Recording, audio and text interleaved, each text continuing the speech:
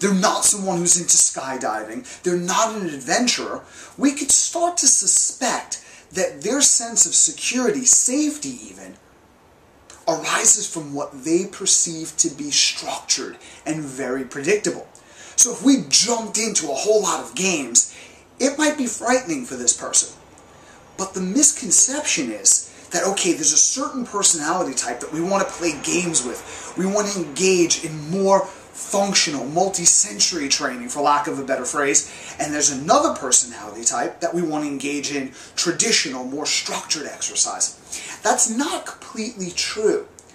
Where the distinction is where we start and how we start to incorporate different styles of training into someone's program to engage them and to increase exercise adherence. See, what we need to understand is that play is an innate human emotion. It's essential for socialization. Children play automatically. It's spontaneous. It requires no instruction. But as we start to get older and we go to school, play is not only discouraged, it's punished. We're put into these little chairs in little rows and we're taught very clear, simple rules. Pay attention. Look forward, don't talk to your neighbors, don't have any fun, and passively allow information to be interjected into you. And if we abide by those rules, we get rewarded. We get approval from our teachers. We get good grades. If we don't abide by those rules, we get punished. Now, as we become adults, play is even further discouraged. Because as responsible adults, we want to be serious and prudent in the workforce.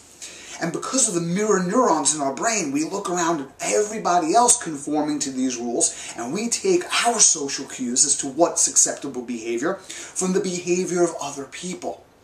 So play becomes forbidden.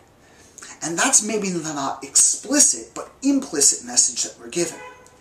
But as human beings, whatever is forbidden, you must admit, is enticing. It's even seductive.